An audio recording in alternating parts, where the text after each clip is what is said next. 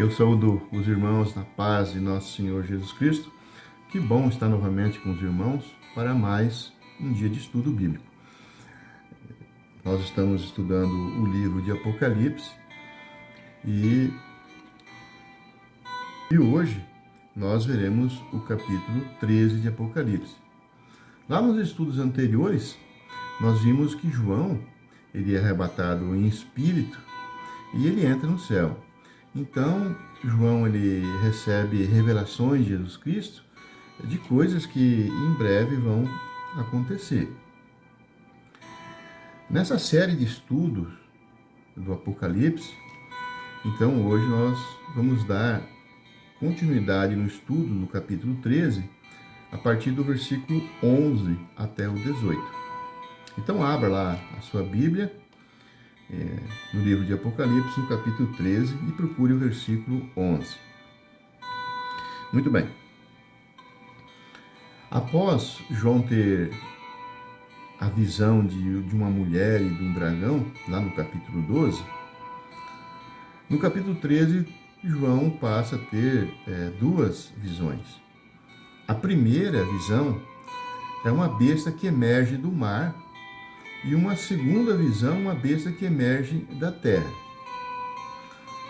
No estudo anterior, nós vimos o primeiro assunto, que é a besta que emerge do mar. Que nós vimos lá que esta besta que emerge do mar é o poder político. E hoje nós veremos essa segunda parte, né, da visão de João, que é a besta que emerge da terra. Muito bem. Então vamos para o segundo assunto do capítulo 13. Ao longo desse estudo de hoje, nós vamos ver que a besta que emerge da terra é nada mais, nada menos que o poder religioso, né? O falso profeta. Mas vamos ler para poder justificar isso. No versículo 11, a palavra fala assim: Vi ainda outra besta que emergia da terra. Possuía 2 chifres, parecendo cordeiro, mas falava como dragão. Muito bem. Por primeiro, vamos para algumas explicações, para alguns significados. Aqui está falando em chifre, está falando em cordeiro. Então, pelo livro bíblico, chifre quer dizer poder. Cordeiro representa Cristo. Já o dragão que fala aqui é o diabo. A terra simboliza aquela parte do mundo onde estão voltadas todas as atenções divinas e humanas, ou seja, a terra da promessa, que é em Jerusalém. Então nós reparamos aqui no versículo 11 que ele fala assim: Vi surgir da terra outra besta. Então terra é Jerusalém. Então significa que este líder ele vai surgir de Jerusalém. Jerusalém é a terra santa para 3 religiões. 3 religiões abraâmicas. Ali é dividido em 3 partes. Ali as igrejas, as mesquitas, os templos, eles ficam todos próximos. Um dos judeus, um do cristão e os muçulmanos, né? Então, ali que é o centro da terra no poder religioso das religiões abraâmicas. E é nisso que nós seguimos, é isso que nós temos fé, nós estudamos na palavra de Deus sobre Moisés, sobre Abraão, Isaac e Jacó, que todos surgiram de Abraão. Mas isso é apenas para conhecimento. No versículo fala ainda que tinha 2 chifres, né, semelhante de um cordeiro, e falava como dragão. Ou seja, essa besta ela se parece com Cristo, mas ela age como Satanás. Então, essa segunda besta, ela pode ser identificada como o falso profeta. Então, ela vai querer que o povo adore, né, a primeira besta, que é o poder político. Vimos no estudo anterior que a primeira besta, ela governará sobre 10 reis. Essa segunda besta faz parte de um desses 10, que por sua vez será empossada em Jerusalém. O povo, que é falho de discernimento espiritual, ele deixará se enganar facilmente com tudo isso. Então a segunda besta será anticristo, né? Porque ele é oposto a Cristo. Ele diz ser o verdadeiro Cristo, ele ostenta aspectos exteriores de Jesus, ele opera sinais e maravilhas apenas para enganar o mundo. Passando para o versículo 12, a palavra fala assim: exerce toda a autoridade da primeira besta na sua presença. Faz com que a terra e os seus habitantes adorem a primeira besta, cuja ferida mortal fora curada. Observamos aqui na palavra que esse poder religioso terá toda a autoridade para atuar conforme fala a primeira besta ou a política. E, por consequência, vai fazer com que o povo, através da religião, adore o poder político. A besta cordeiro, ela fala como se fosse dragão. E então ela é a cabeça dessa igreja apóstata. Então ela está unida com a primeira besta, a besta leopardo, que é o poder político, né, do império que ressurgirá. E aqui fica mostrando a aliança entre o poder religioso com o poder político do último império que ressurgirá, que é Roma. Não estou aqui eu falando de Roma Vaticano, ou seja, o Império Papal. Estou falando do Império Romano ressurgido. Então, na visão de João, juntamente com as visões de Daniel, nos permite nós entendermos que o governo central será o Império Romano ressurgido. Enquanto os outros 10 governos que se unirão com este império estão pelo mundo, sendo que o governo religioso, ou seja, o poder religioso falso, surgirá de Jerusalém. Muito bem. Os antigos imperadores, eles exigiam a adoração de seus súditos e se eles se consideravam deuses também. E por suas vezes, os profetas da época, os profetas falsos e os magos, eles mantinham essa adoração ao imperador. E nós podemos comprovar tudo isso sobre este assunto, que nós temos passagem bíblica sobre isso, que é em Atos, no capítulo 13, versículo 6 em diante, e também em 2 Timóteo, capítulo 3, versículo 8. Então é dessa maneira que lá no futuro o falso profeta vai agir, levando o povo a adorar o poder político. Agora, voltando na leitura bíblica, se faz importante com que nós lemos o versículo 13 ao versículo 15. E depois nós voltamos então passo a passo. A palavra fala assim: também opera grandes sinais, de maneira que até fogo do céu faz descer à terra diante dos homens, Seduz os que habitam sobre a terra, por causa dos sinais que lhe foi dado executar diante da besta, dizendo que os habitam sobre a terra, que façam uma imagem à besta, aquela que, ferida a espada, sobreviveu. E lhe foi dado comunicar fôlego à imagem da besta, para que não só a imagem falasse, como ainda fizesse morrer quantos não adorassem a imagem da besta. Glória a Deus.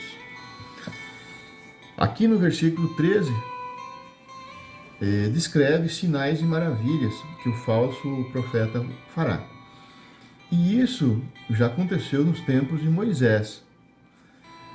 Deus, ele operava maravilhas através de Moisés perante Faraó.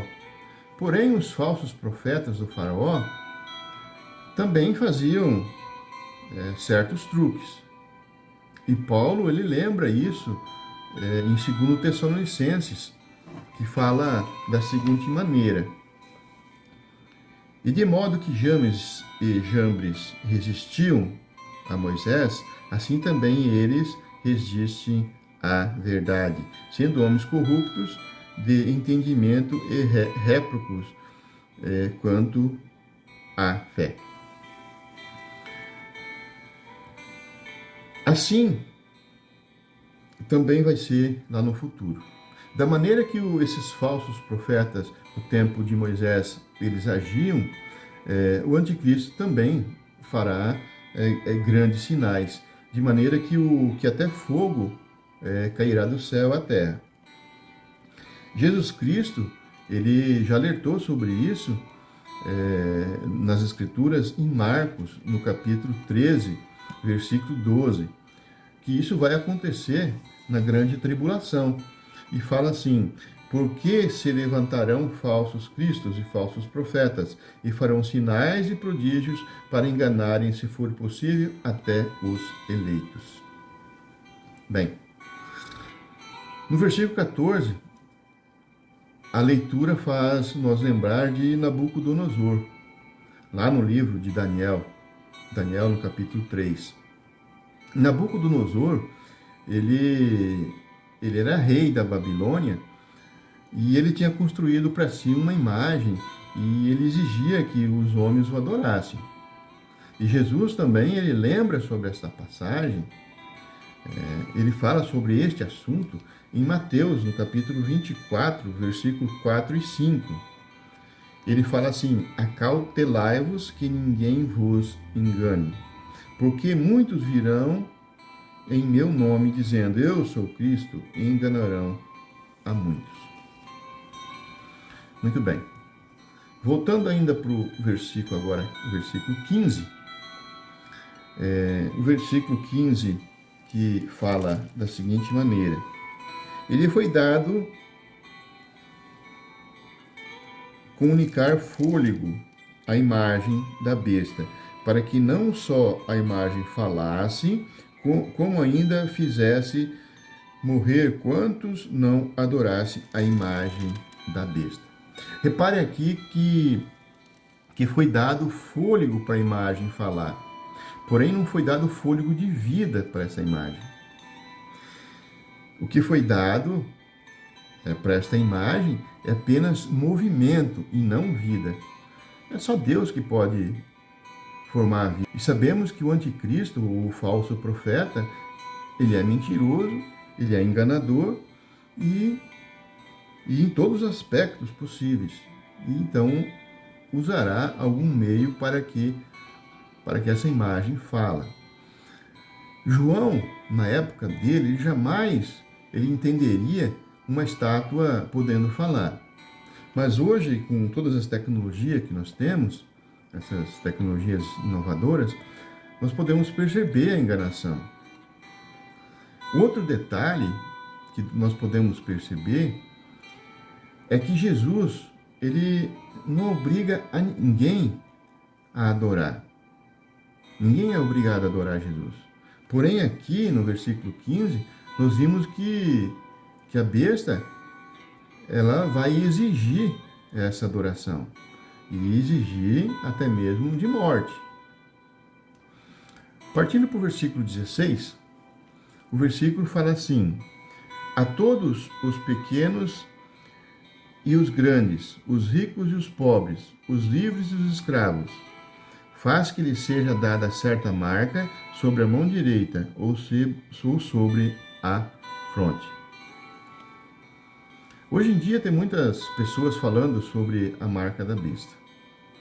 Alguns falam até mesmo de implantação de chip, porém são pessoas que não conhecem a palavra de Deus.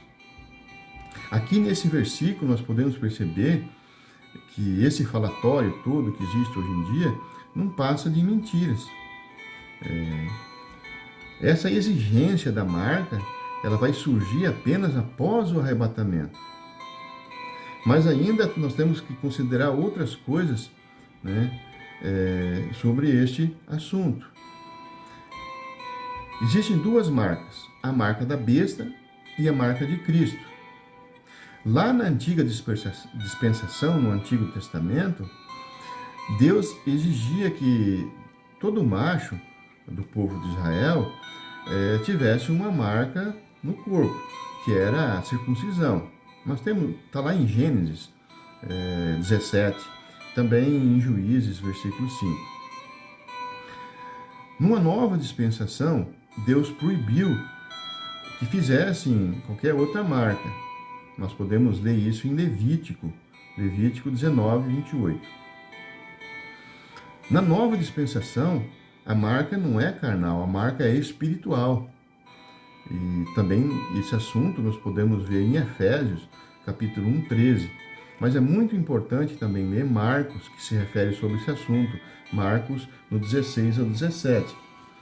Em Efésios, no capítulo 1, versículo 13, a palavra fala assim: e que também vós estáis, pois, que ouviste a palavra da verdade, o evangelho da vossa salvação, e tendo nele também crido, fostes selados com o Espírito Santo da promessa. Então, no livro de Apocalipse, ainda existem outros exemplos de marcas especiais. Não somente no Apocalipse, como também no Antigo Testamento. Aqueles 144 mil em Apocalipse aqui fala que vão receber a marca na testa. Está lá em Apocalipse 7 e também em Apocalipse 14, do versículo 1 em diante. Fala também dos habitantes da Nova Jerusalém, que terão o nome de Deus na testa. E fala que é para sempre. Está lá em Apocalipse 22. Mas isso nós temos que entender que é marca espiritual. Porém, o falso profeta, querendo imitar a obra do Espírito Santo, ele também vai fazer a sua marca. O povo, ele terá que se submeter à vontade da besta. E quem se recusar a obedecer será morto.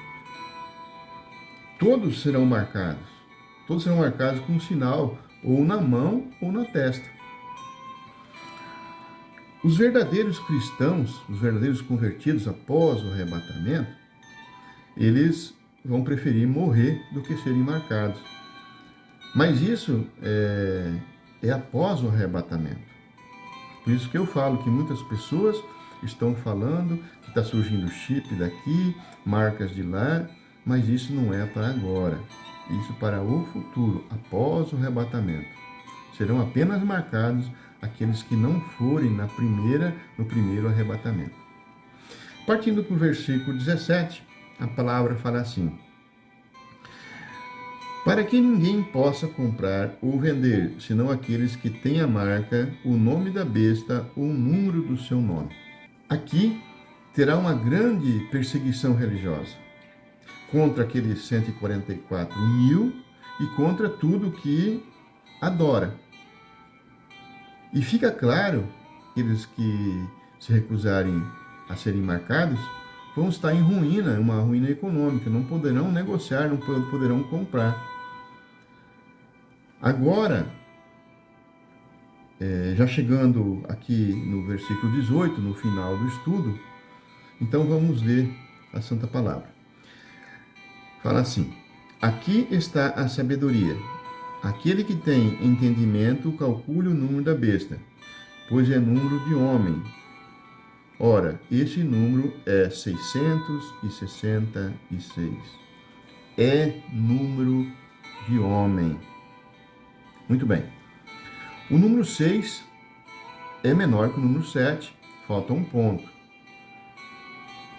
O número 6, aqui na palavra, fala que é número de homem. O homem não é perfeito. O número 7 é o número de Deus. Fala lá em Apocalipse 1:4. Deus é perfeito. Então, aquela repetição do número 6, ou seja, 666, o 666, significa infinita imperfeição. É 666 eternamente. Daniel, ele fala lá em Daniel 12, no versículo 10, ele fala que nos fins dos tempos, nenhum ímpio vai entender, mas os sábios entenderão. E aqui se repete a palavra desta maneira. Aqui está a sabedoria. Aquele que tem entendimento calcula o número da besta. Amados irmãos, nós chegamos no final de mais um estudo. No capítulo 13, nós vimos que João teve duas visões. A primeira visão foi de uma besta que emerge do mar, que é o poder político, na época da tribulação. E a besta que emerge da terra, que vai ser o poder religioso. Então, meus amados irmãos, eu conceituo a você a continuar estudando a Bíblia cada vez mais, que você possa estar com essa vontade de ler a palavra de Deus. Somente dessa maneira que você poderá entender a palavra de Deus, é lendo. Permita que o Espírito Santo ele faça isso, que dê entendimento a você. Muitas pessoas falam assim, mas eu não entendo a Bíblia, eu não consigo entender. Permite você que o Espírito Santo fale isso com você. Peça para o Espírito Santo liberar esse entendimento para você. E você só terá, demonstrando ao Espírito Santo, que você tem vontade de ler e tem vontade de entender a Santa Palavra.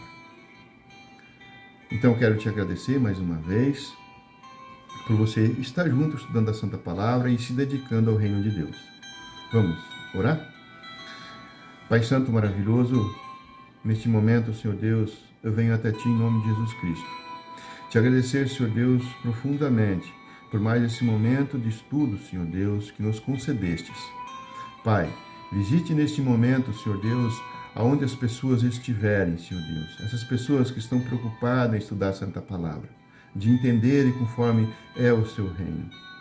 Pai, visita elas nesse momento, dê saúde, Senhor Deus, dê alegria para a sua família, Senhor Deus, dê prosperidade, dê entendimento, Senhor Deus, que essas pessoas possam entender a tua Santa Palavra.